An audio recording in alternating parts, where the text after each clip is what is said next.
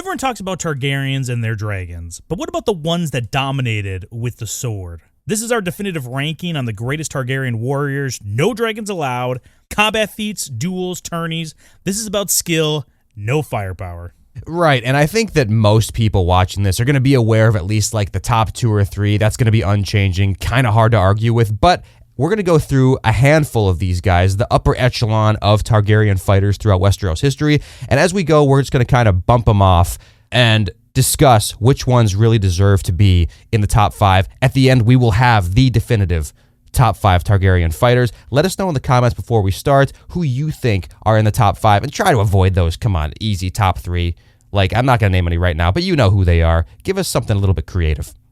Or the most underrated Targaryen. That's true, too, yeah. And I should say, before we start as well, we're only going Targaryens here. So Targaryens, Blackfyres.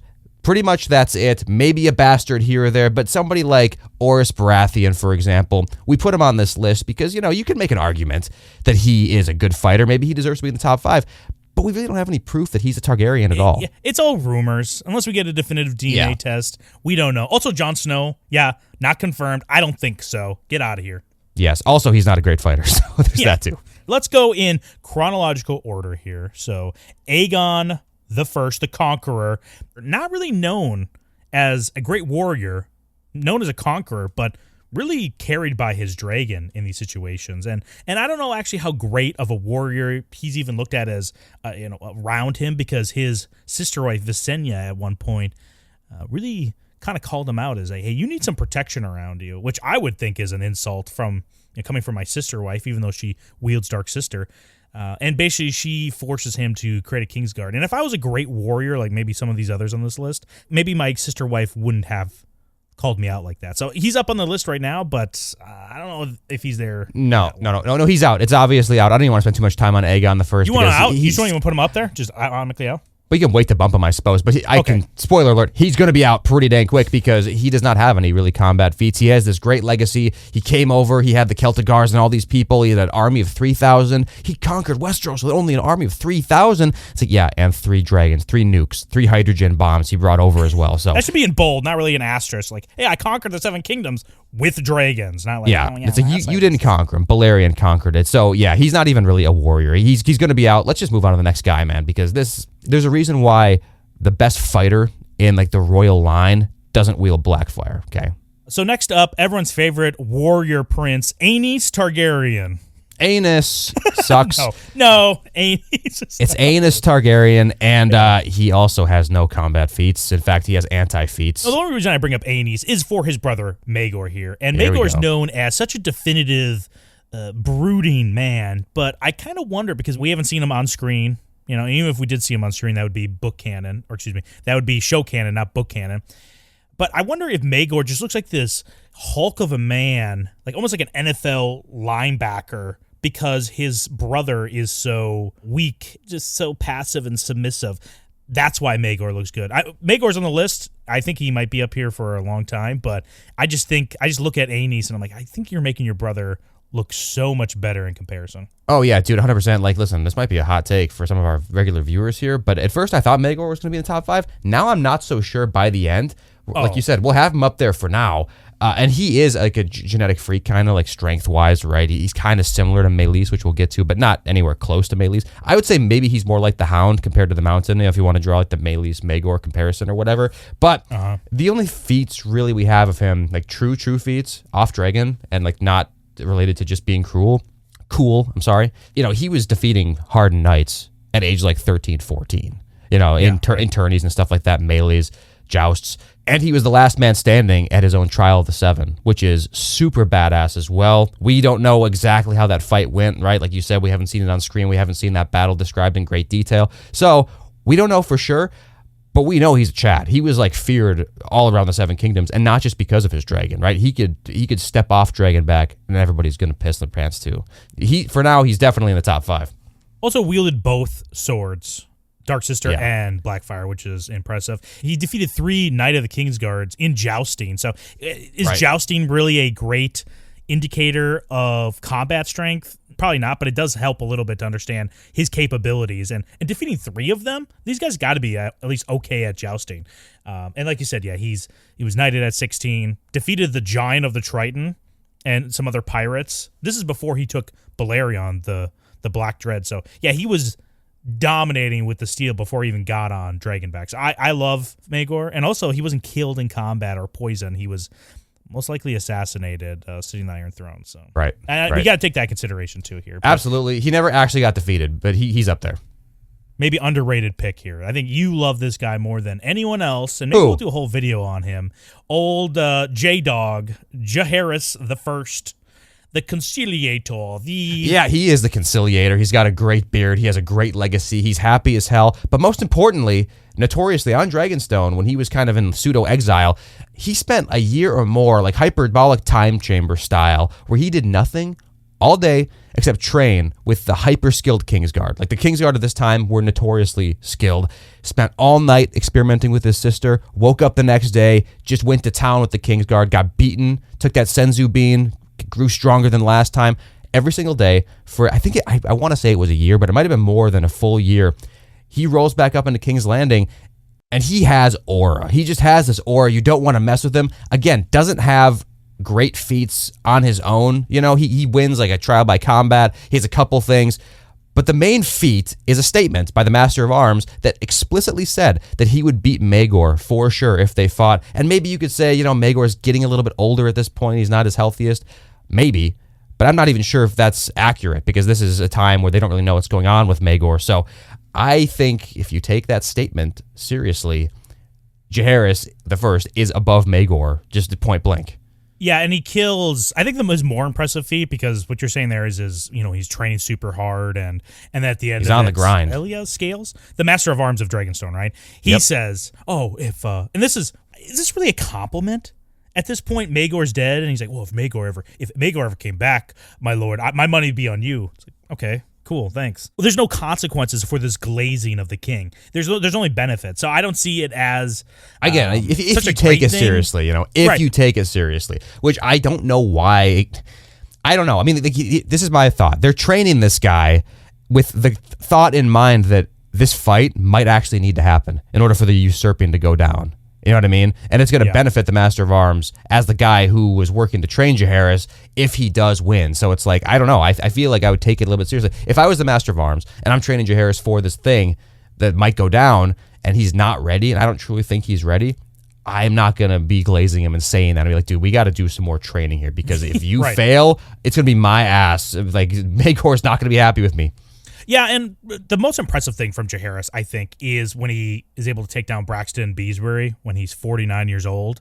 That's impressive, like one-on-one combat. He also takes down a Baratheon, I think, during one of the Dornish Wars. So he has combat ability, strength, but the Beesbury one in his old age. But even that, he was really just waiting out the kid was just inexperienced because Jaehaerys just had his shield up, and he's like, just wait him out, boyo. And then as soon as he got all tired, he's like, all right, here you go. This sword goes right here in your neck, and yeah, there you go.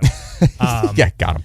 Yeah, so he's up there on the list, and we can add these other two up there too, just for the time being, but the lesser-known Aemon Targaryen, he's probably the third on the list of famous Aemon Targaryens, but he died in the Dornish War, probably known more for his riding on Dragonback, but he is an experienced fighter, and this is the father of Rhaenys Targaryen or Velaryon from the House of the Dragon series. Mm-hmm. But for him being the heir to Jaehaerys at some point, he's not wielding Darksister, so I don't even think he's all that great of a fighter when it comes to the Targaryens at this time period. So, he dies. So I think, if anything, he might be the first one off this list when we start moving further down the line. Yeah, so him, Aemon and Baelon the Brave, both of those two, they are kind of, the brothers, right? And the only thing that Aemon has as like a specific feat that I'm aware of is that he's better than Baelon the Brave in tournament. And Baelon the Brave also doesn't really have any feats. These are like skilled dragon riders, by the way. This is what they're good at. They're good like dragon riders. They can maybe lead armies. They're good leaders. They can rally the troops kind of thing. But no, on their own, neither one of these guys are much of anything. So I think both of them can kind of be discounted right off the hop. Maybe they're good jousters, dude. I don't know. That's about it. You said Aemon is better than Baelon, because I think Baelon. Well, Aemon beat Baelon. That's the only reason why I say that. Well, Baelon on horse 16, like I don't know if they're notable people or not, but then he was knighted. Also, after the death of Aemon, Baelon went down to Dorne with Dark Sister in hand to take revenge, which is awesome, cool, right? How'd that work out for him? Well, he got a burst belly a little bit later. He got a little upset stomach. Maybe you shouldn't be eating the Dornish food while you're down there, my guy. So he sustained a belly wound and he hid it until it was too late. Like me. But anyways, next one up here, the Rogue Prince, Daemon Targaryen, who is given Dark Sister from Jaehaerys because of his skill, was commander of the City Watch, gave him the great drip of the gold cloaks. And the name is so iconic, it lasts like hundreds of years later. Killed the crab feeder in single combat. Also killed a Bravosi that was betrothed to Laena Velaryon. The only really defeat we get from Daemon is from, I think, arguably the greatest fighter in the generation. In the era, during Criston that Cole. generation, that area was Criston Cole, the Kingmaker. So he's on the list up here. We're going to bump somebody off here. Yeah, I mean, Aemon or Baelon the Brave, either one of those two could go, so it's not a big deal. I think later on we might run into trouble with Daemon, just because, again, his feats are a little bit vague, and, the wielding of Dark Sister thing, even though that is an impressive thing, it kind of, you have to factor in how many skilled fighters there are at the time. Like, if the thing is we're just giving Dark Sister to the most skilled person in the era, it's like, well, if everybody sucks except one guy who's okay and is willing to fight dirty, maybe that's the reason why he has Dark Sister. You know what I mean? Right. Daemon is another example. I can say for sure he's a great dragon rider. He's a great strategist for sure. He has a lot of experience in battle, stepstones, the Sultan Harrenhal, Stonehenge, a lot of these things. But I'm not 100% sure how great he is in like sword v sword, single combat situations. We see him lose to Criston Cole, which, Criston Cole's this amazing fighter, so it's hard to say that's a true L. But it's not like he really pushed Criston Cole to the brink of his abilities either. So I don't know. Right. For now, Daemon's definitely in the top 5 for sure. It's just going to be a matter of who can we definitively say later is better than him, which I think there are plenty. Yeah, and the same thing we're going to do with Aemon One Eye. We're going to bump off Baelon the Brave. Aemon One Eye was personally trained by Criston Cole, so his ability to fight is really high, but most of his feats, like you said, is going to be on Dragonback in more of a conventional warfare. So we really don't know their 1v1 sword fighting prowess. So he's up. And the next one up is Dareon Dareon the Young Dragon. And I only put him on here because he's just known as the man that conquers Dorne. Doesn't hold it that long, but I was kind of curious, like, I wonder actually how many feats this guy has. And this might be the first one we automatically throw down into, like, doesn't even make the top 5. He's not even going to go up there. We just go straight down. Yeah, what do go you to think hell. Go to the 7 hells, Darren. Maybe he's good. I don't know. We don't see anything from him. Great leader, apparently. Great strategist. He's really able to rally the troops, like I say about a lot of these guys. Show me one feat. If anybody can let us know in the comments, what's one little hidden feat that we are for some reason unaware of that deserves to place Dareon the first into the top 5? Because we do not know of any. He's DQ'd. And then this might change after George finishes the sequel to Fire and Blood, because at the end of Fire and Blood, we just get to Aegon the Third, and it's after Aegon the Third that we get Dareon the First. So we might actually have some awesome feats by this guy, but his drip's on point. I love him, but he's not making this list. Next one up here is arguably one of the greatest, if not the greatest, Aemon Targaryen, the Dragonknight. He's making it up on this list. He has so many feats, and maybe we'll save his feats until we're actually arguing in the top 5 here. But who are we dropping out to make space for Aemon the Dragonknight? I think Aemond One Eye is probably the one who's got to be popped off there for now. I think this is one of the characters I was talking about at the beginning, Aemon the Dragonknight.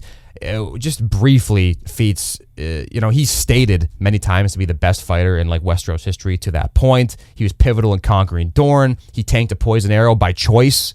He beat like various Dornish like elite fighters and things like that, right? And it's hard to argue. It's kind of like an Arthur Dayne moment where he's just stated to be the best and no one disagrees, and it's stated several times. So for now, we're going to just leave him in this top 5, and I really don't see him getting bumped. But it's just a matter of like, I don't know if we're gonna do like an actual 1, 2, 3, 4, 5 ranking by the end or just top 5. Okay, all right then. Yeah. See, if he is number 1, it's gonna be a reluctant putting him at number 1. But We'll talk more about it when we get there, but when he took that poison arrow for his king, Dareon the First, he got a all-expense-paid trip back to King's Landing for a little bit, and trust me, I would be diving in front of that poison arrow too. Same. If I was down in Dorne. I'm like, I saved you, my king. It's like, yeah, right, dude. It's impressive he survived it, though. Just saying, man. Next one up, the king who bore the sword, Daemon Blackfyre. Oh, baby. He's on this list. He's on the top 5. But the thing is who are we bumping off for this? Because he is the spitting image of Aegon, or at least how the art portrays Aegon, which I'm sure they made him look a little better in hindsight. They're, our Aegon the king, he's like a mythical figure. And also you see this kid who looks like the mythical figure. He's a looks maxer's wet dream. And he has Blackfyre, right? Which, I mean, he can't have Dark Sister at this point because his uncle, the Dragonknight, has it at this point. But otherwise, he would. I think Aegon the Fourth would be giving him every Valyrian steel sword if he could. But yeah, he's great. Yeah, dude, kick Aegon the Conqueror off of the top 5. I mean, what's the point of that? He has no feats at all versus this big boy, Daemon Blackfyre. Are you kidding me? I think a lot of people in the fandom would say he is the number 1 fighter of all the Targaryen history, Targaryen lineage. I don't know if I agree with that completely, but yeah, he's great. He's a great fighter. He proves it in, unfortunately, just the first Blackfyre rebellion, but there's a reason why he has the reputation he does. I love Aegor Rivers, a.k.a. Bittersteel. Same. Who is physically dominant as a swordsman. It's high endurance when you look at him on the red grass field, and actually is the one that took out Bloodraven's one eye. But I look at him and I'm like, is he actually better than Daemon Targaryen or Jaehaerys? And I would say just because we've seen him more in combat, I would think, and he's more notable as a warrior, I would put him above either Jaehaerys and bump Jaehaerys down. But it just kind of stinks for Jaehaerys, your boy J-Dog, because he's just, most of his time is used becoming the king trying to unite the realm and not as a warrior. You know what I'm saying? Like his area of focus has shifted, but just because of that, I think you have to bump Jaehaerys down. And put I agree with that too, but the place that I'm stuck is between Jaehaerys and Maegor. You know what I mean? And it really depends on how you're talking about combat, because if you put Maegor into like a, let's say 1v3 situation, I think Maegor is doing a lot better than Jaehaerys. But when you talk about, well, actually, I don't know, because Jaehaerys did train with multiple Kingsguard at once too. So see, that was a kink. Yeah, you're right. That's kink. That's what I'm trying to figure out though, is who's really better between Jaehaerys and Maegor. One of those two gets bumped for Bittersteel, I think. But I just. I think it has to be okay. Jaehaerys, I think. Okay. Yeah. Oh, all right. Hey, hold on. Let us know down See the comments right now. Bye, Jaehaerys. Sorry, I tried to save you. I think Jaehaerys would be pissing his pants if he was in a trial by 7 with anybody. And he probably would have died from that massive head wound or that bash to the head that Maegor had. Yeah, that's the reason why a lot of people think Maegor went mad, was because of he was bashed in the head and then his mom used some black or blood magic on him. But Jaehaerys would just be coddling up and just be like, oh, where's my sister wife? Oh, where's Alicent to jerk me off when I'm in bed late at night? He was getting it in his old age, wasn't he? But yeah. All right, fighter-wise, whatever. Yeah. I'll make this compromise, but thank you. You better remember this later when I have. Okay. You remember this later, because there's something that took me a while to come to grips with. But okay. Well, what about everyone's favorite, all the normies' favorite, great bastard, Brendyn Rivers, a.k.a. Bloodraven, which I think we should have a new nickname for this guy, because his whole reason why he's called Bloodraven, he has this huge birthmark on his face, and he's like, oh, it looks like a blood raven, guys, right? This is just him trying to get in front of the nicknaming for himself. Yeah, so, everyone calls me that. Yeah, you go back to Raventree Hall, and no one calls him that. They call him like Weinstein, Harvey Weinstein. On his face. Appropriately, he is a huge pervert. So if this was a contest of who the best sexual degenerates are, absolutely Bloodraven would be in the top. He's a great peeper, looking throughout all of history, watching people's sex tapes in real time. Not a great fighter though. Great strategist, definitely great strategist. He's the reason why the first Blackfyre rebellion ended the way it did.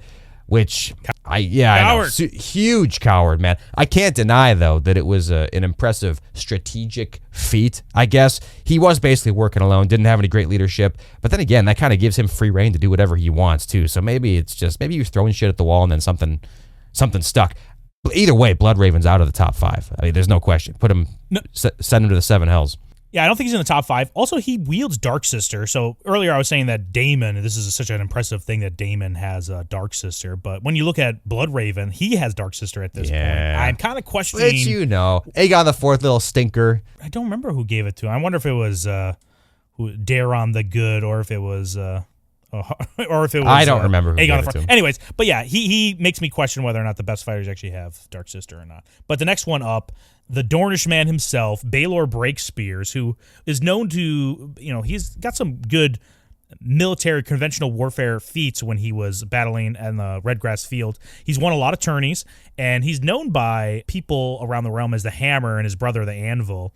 But I think we didn't get enough one-on-ones to see whether or not he's a great fighter. I think he's a great fighter. I don't know if he matches these guys as a 1v1. I think he loses 1v1 against any of these 5 up here on the board, even though you hate Maegor for whatever reason. Just learn this about you right now. He's overhyped, I think. He's like a brave dude. He's like a good guy. See, that's the problem. People are tainted. That's like Jon Snow, right? But he's a good guy. Yeah, who cares? That doesn't mean anything. Yeah. You know who Jon Snow fought? He fought like northern savages and White Walkers. Like, how skilled are they? Not very at all. Breakspear, I think, is very similar. I think he's a great commander. I think he can lead an army. He's clearly a decent strategist, right? The Hammer. Yeah. I just don't think that he's in the top 5 at all. Like, and if you want to go names, cool nicknames, if it's between like the 2 obvious ones, Bittersteel and Breakspear, dude, beneath the gold, the Bittersteel. Are you kidding me? Dude. Oh, it moved. It moved big time. And Breakspear is going to the 7 hells to join all of his degenerate brethren. Would Breakspears ever tell his men afterwards to, hey, boil my head, take all the skin off it, melt gold on top of it, and bring me back to Westeros when you guys... Yeah, bring my skull back. Yeah. No, he wouldn't. Breakspears is like, well... He wouldn't even think of that. He's not that creative. You guys bury me whenever you guys feel convenient. I don't want to ruin your guys' weekend with a funeral, so if you guys just fit it in. No, he's too nice, too Dornish, no thank you. But what about his brother, the Anvil, Maekar Targaryen? Where do you put him? Does he break the top 5 here? I don't think he breaks the top 5, but he breaks Breakspear's skull. So I don't know. That places him above Breakspear, but I still don't think I don't think he pops into the top 5 though. I don't think he pops the top 5, but Daemon Targaryen has been sneaking up there for way too long. That rogue prince. I think he's going to come down here in a second, but I don't think Maekar. Both Maekar and Baelor Breakspear, both of those two, you could I think argue unseat Daemon, but it's just not quite definitive enough yet. Not definitive enough, and I think these two would be like top of this bottom tier ranking if we had to make a like losers bracket here. Jaehaerys, Baelor, and Maekar would be probably top of that bottom list here. Totally agree. Okay, well, how about everyone's two-headed wonder, Maelys Blackfyre, the last guy we saw to actually lead a Blackfyre rebellion. Does he break the top 5 for you? Absolutely, he does. This guy is notoriously the Mountain by comparison, like a Sandok the Shadow-esque dude. Like, come on, that's awesome. Plus 2 heads, double the brain power. Good cop, bad cop. You're psyching out your opponents on the battlefield. One's telling you a hilarious joke. The other one is being super serious. Maybe even they can play stupid. Maybe one of them is stupid. It's a total wild card situation. Like, it's mind games. It's mind games whether or not it's intentional, and it's just disturbing as well. You don't know what to attack. If you attack one of the heads, what if that was just the weakness? What if like you just removed the limiter chip and now the other one can like realize 100% of his potential and he just starts going ham even harder? Is this like Yu Yu Hakusho with I forgot what season it was, where he defeats that one guy who like eats everything and then the Elder Toguro comes out of his head? Yeah, exactly. Let us know down in the comments if you're a Yu Yu Hakusho fan. You unlocked the true potential, man. And listen, this guy was only defeated by Barristan, which on this channel we do think is probably the best fighter in Westeros history. You know what I mean? Not Arthur Dayne, but take away Don, he's just another stain on the road. But don't take away the Don boy. It took Barristan to beat this boy. So what do you want to remove Daemon, or do you want to remove... I'm trying to think of... Yeah, I think Maegor is above Daemon, but now it's Daemon and Bittersteel. I think... this is hard. Yeah, the only 2 on this list on the top 5 right now that are definitive and are going to be staying forever are going to be Aemon, the Dragonknight, and Daemon Blackfyre. The other 3 are all up for debate. I probably would say the Rogue Prince has to go. in exchange for Maelys. That's also in this. I want to kind of tap into their psyche and what motivates them a little bit. Daemon, the Rogue Prince, he's such a stinker, and his motivations for certain things are kind of all over the place. Aegor Rivers is such a defiant character that just makes, I think, a better warrior than the little stinker that's Daemon Targaryen. You know, I don't know. I just vibe wise, which I think this last one we're gonna talk about, vibes and like what drives them is gonna make a lasting impression on how I judge these characters. I don't know about you, but Rhaegar Targaryen, the Last Dragon, there's some things about him that are very impressive, but then when you kind of zoom out, it really just depends whether his heart's in it or not, because he didn't want to become a warrior. Then he learns he has to be a warrior, and then he just becomes a decent knight, enough for the Kingsguard to appreciate his skill. But he's not on the same level as Jaime or Barristan or Sir Arthur Dayne. And when I look at him, he has these feats of like defeating people in jousting, but he doesn't like jousting. The only reason why he defeats all these people at Harrenhal is just to crown the Queen of Love and Beauty to Lyanna Stark. So it really comes down to whether or not he wants to do it, and if he wants to do it, he might be the best at it. But if he doesn't want to do it, he'll just crumple up and die. And maybe the way he does die was crumpling up in the but he didn't, and that's the part that sucks to have to come to grips with. He didn't just crumble up and die. He died because his armor failed, and he wounded Prime Robert. Like, he was close to a match. I think Robert would have won in the end no matter what anyway, because this is kind of like a Rage Boost versus Rage Boost situation. You know what I mean? This is like Super Saiyan 2 Teen Gohan versus Super Saiyan 2 Teen Gohan in a way. It's like Robert was pissed. He was pissed. He was motivated by this like magical prophecy thing, whatever. But his armor failed, and that's why he lost after wounding Prime Robert. I don't think anybody in this list could stand up to Arthur Dayne, Barristan, or Jaime. I don't think anybody on this list is up to that level. You think Maybe. so? I don't think so. Now, I think the Dragon Knight and Daemon Blackfyre have a fighting chance against I them. think they are the ones that could compete, and I also think that Maelys could possibly, just because of like his hacks, right? Like his biological hacks could maybe do it, because Barristan did it, but that doesn't necessarily mean Jaime could do it. So I set him aside for a second. It's only between Daemon Blackfyre and Aemon that could maybe crack that top, like an all-time spot. I think that Rhaegar probably deserves to be in the top 5 in place number 5. I do think that he probably, like, the lowest in the top 5. Now the question is it Bittersteel or Maegor that gets bumped out to make space for Rhaegar? Really hard question. I kind of think Maegor would be the one to go, just because Bittersteel, man, think about his legacy. Founded the Golden Company. He has been in so many battles, so many wars, and you could say the coward thing for him too. He slithered his slimy little way, his little wet steel out of the battlefield at the opportune moment. But there's really no reason to think that. He's touted pretty aggressively in like a badass warrior way.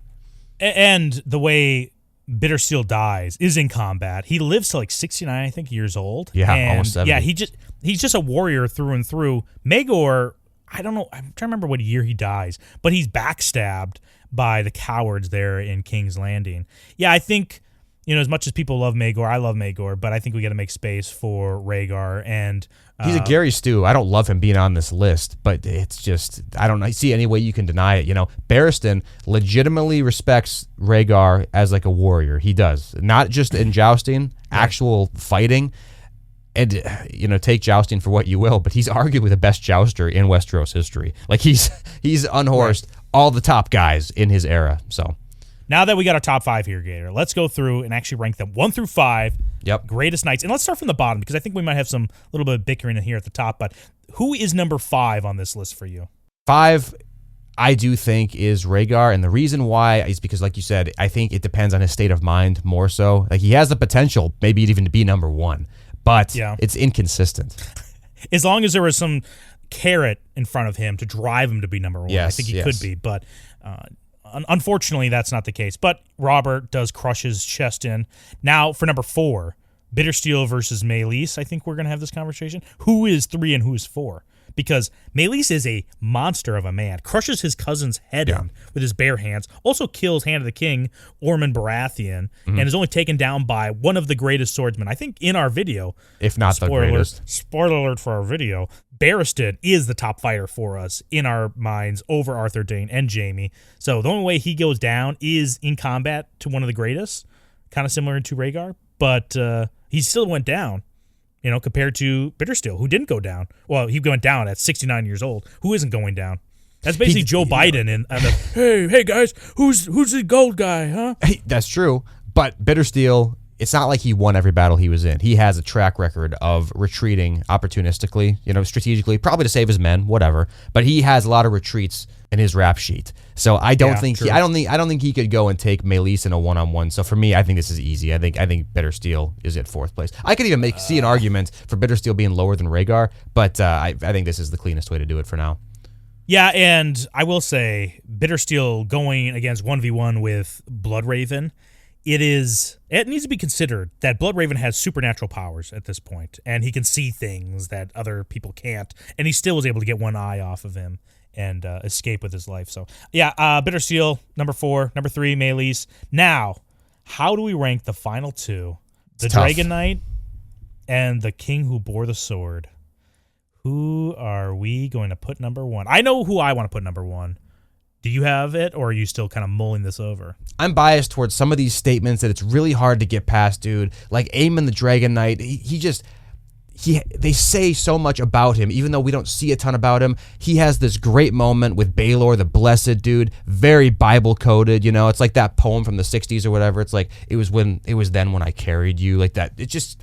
It speaks to me a little bit. All right, it speaks to me. He's literally being carried by Baelor in that. I mean, in that story, I'm like, the awesomeness of it is Baelor. I know. Not Aemon the Dragonknight. Dude, Aemon the Dragonknight. I know, but it's Bible coded though. It is. It's cool. It's okay. It's like legendary, and it's a legendary moment. Very cool. Dude, they need to push up this guy, Aemon the Dragonknight, because of the undeniable aura of Daemon Blackfyre. They have to push this guy up as propaganda. It's true. No, you're right. It's a propaganda move for sure. Yeah, and Daemon Blackfyre, knighted at 12, Aemon at 17. Everything was in Daemon's way to becoming a great warrior. And, maybe he was, maybe not Nepo, but he was kind of pushed by his king. But yeah, he is, he defeats, who's his name? Gawain Corbury from the Kingsguard, Daemon does. Dude, that battle was an hour long, which I don't know if anyone had a stopwatch out there. So it might have been even longer or shorter. But he fights him for an hour, dude. An hour. An hour. Did you understand how long that is? I can hear. I'm vaguely aware of how long an hour is. I'm vaguely aware of it.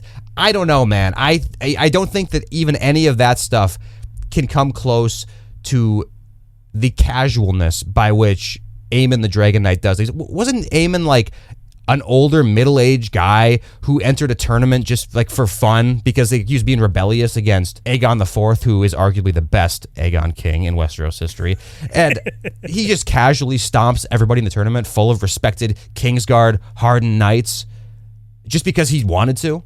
Yeah, that's a very impressive feat.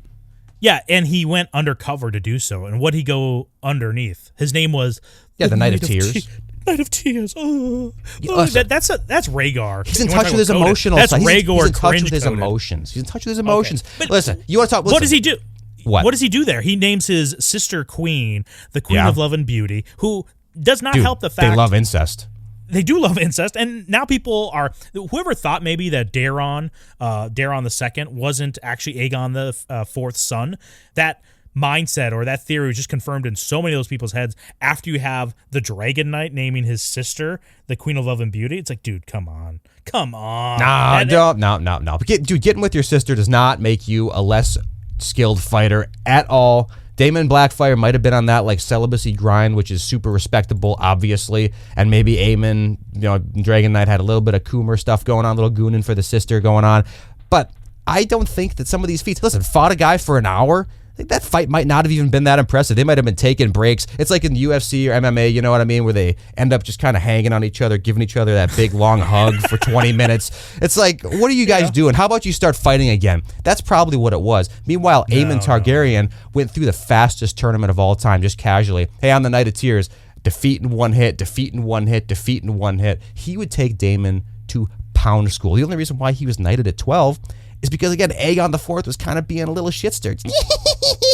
What can I do to throw a wrench in things? Which, gotta respect it, make it a little interesting in Westeros, right? The Red Keep is getting pretty dull these days.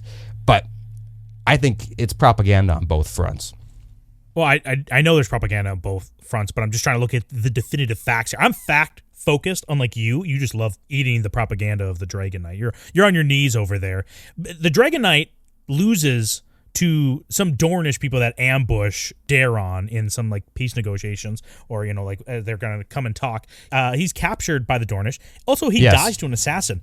How does Daemon Blackfyre die? Oh, from Bloodraven when arrows. When Daemon is literally trying to make space and save the guy he just fought for an hour, Gawain Corbury. He's trying to like make sure he's okay and like, okay, listen, I beat him, but let's make sure he's tended to. No.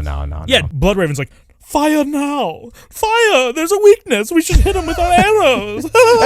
I guess. Spoiler alert. There was a huge weakness, and it's called Daemon Blackfyre. He has no idea what's going on the battlefield. He's completely unprepared for a barrage of arrows. Completely unprepared. Yeah. You know who's prepared? Daemon Targaryen.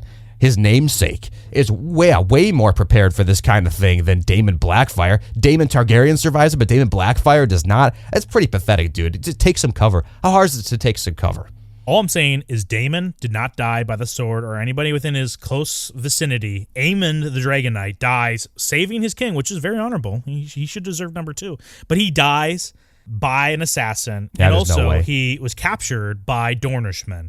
Daemon Blackfyre would never be captured. He would never die in combat. Yeah, easy to say. Well, first of all, he did die in combat. Second of all, no, that's not yes, sword. By arrows. I was covered in arrows, dude. There are other people in this universe who were killed by arrows. That's like saying men in World War II didn't die in combat if they got hit by artillery. It's like that dude definitely died in combat. Great comparison. This is like saying who is the best boxer, the best fighter, and you go, well, this guy's a great boxer. We're just gonna look at like what he does in close combat, and then you go, well, actually, that guy who's the best boxer, like you could say Muhammad Ali or whatever. Oh yeah, do you know how he died? Oh yeah, an atomic bomb dropped on him, or he was shot in the head with a gun. It's like, oh yeah, cool. I guess if he's shot in the head with a gun, he's not the best fighter. This would be Muhammad Ali was in the military, and he was for some reason tasked. His unique position was not to hold a gun or to go in with any kind of conventional weaponry, but he was going to go behind enemy lines and box everybody. That's how he was going to beat him. And then in the process, he gets shot with a gun because the enemy has guns. That's still dying in combat.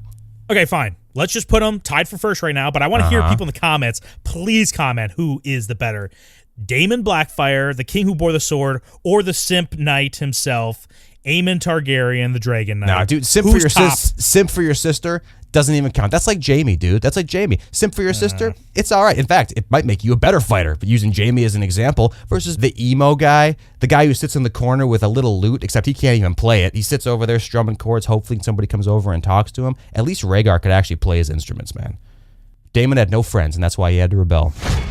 Hey, thanks for watching this video. Be sure to subscribe if you want to see more content like this, and smash that like button. Or not. We don't care.